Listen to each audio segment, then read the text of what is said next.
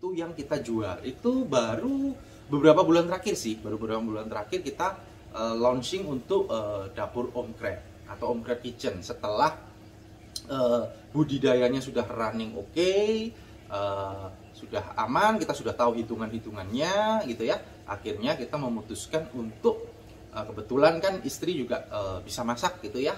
Nah, kebetulan keluarga kami juga mencintai, mensukai soka gitu. Akhirnya ya udah kita coba masak. Ternyata oke. Nah, ternyata oke. Nah, akhirnya ya udah kita coba tawarkan ke teman saudara kenalan dan ternyata diterima dengan baik. Kita mempunyai satu grade yang kita buat sendiri namanya Soka Premium by Om Crab. Nah, itu kita namain sendiri untuk membedakan dengan Soka grade A atau grade ekspor. Itu kita Soka Premium. Nah, Soka Premium itu apa? Jadi Soka Premium itu adalah soka, kepiting soka yang barusan molting, teman-teman. Barusan ganti kulit. Jadi masih lembek sekali, itu langsung sesegera mungkin kita panen, kita keluarkan. Nah, itu biasanya under 1 jam, di bawah 1 jam kita langsung panen. Sehingga dia masih lunak sekali, sehingga waktu nanti dimasak, diolah, itu bener-bener sensasi makannya tuh enak banget. Nggak ada rasa kayak plastik atau kertasnya. Jadi bener-bener bisa dimakan dengan nyaman. Nah, itu jadi kita panen sangat lunak sekali karena langsung. Nah, terus kita juga pastikan bahwasanya karena kita rawat dengan benar, tentunya kepiting soka tersebut itu juga padat daging. Jadi nggak cuman kulit saja sama tepung nanti, tapi bener-bener memang ada dagingnya atau full meat bahasa kerennya. Nah, apakah sampai di situ premiumnya? Belum, teman-teman. Nah, proses kita memanennya pun itu kita rendamnya dengan air RO, teman-teman, air minum, air RO ya. Kebetulan kita ada mesinnya, jadi kita rendam dengan air RO dulu untuk membersihkan mungkin sisa-sisa lendir atau ada kotoran apa. Jadi benar-benar bersih ya. Kita rendam 1 jam sampai 2 jam dengan air RO itu tadi, beserta kita masukkan yang namanya UV lamp, lampu UV untuk memastikan kuman, virus, bakteri itu mati jikalau ada. Jadi benar-benar luar biasa fresh, higienis ya. Nah, terus kita setelah 2 jam ya kita tiriskan, keringkan istilahnya, airnya biar keluar dulu sampai kering, agak kering. Lalu kita masukkan plastik yang food grade. Jadi plastiknya itu, kantong plastik itu yang biasa buat es batu itu, teman-teman ya. Tapi ini yang food grade ya, kita cari yang bagus.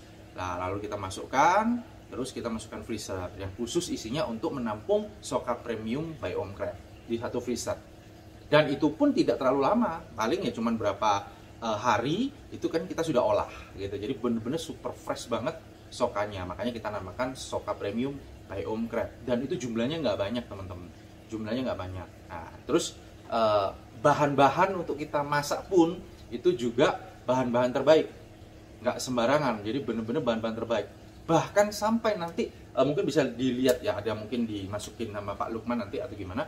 Bahkan kotaknya ya, tin wallnya atau kotak kemasannya itu yang untuk kita kirim untuk dibungkus ya, itu pun kita cari yang terbaik gitu, sehingga aman untuk nantinya Anda konsumsi, bahkan untuk anak Anda sekalipun, karena memang benar-benar kita pikirkan higienitasnya dari awal sampai ke meja makan Anda itu. Jadi mulai budidaya kita handle sendiri, masak kita handle sendiri, akhirnya kita bisa serahkan ke Anda dengan kepastian bahwa ini enak, bukan hanya enak, tapi ini bersih dan aman untuk dinikmati keluarga Anda.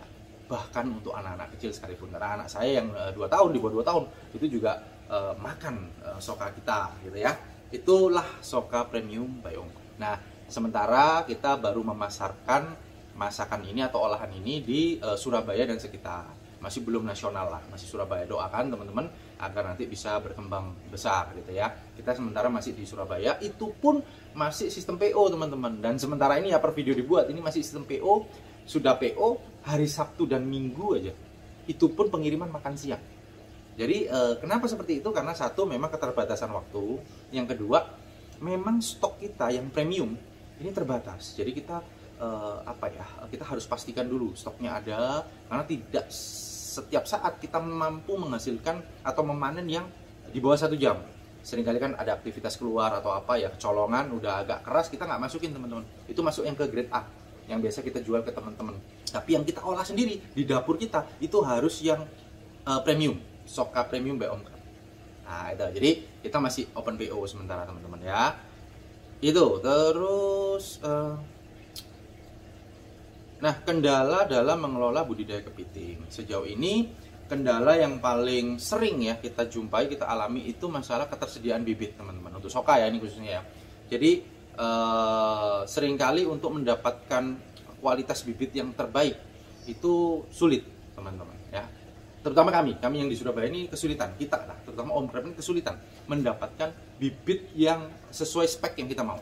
Dari sisi ukurannya, dari sisi freshnya, kepadatannya dan lain-lain. Ini kita agak cerewet di sana sehingga bisa menghasilkan soka-soka yang baik. Nah, ini agak sulit kita dapetin.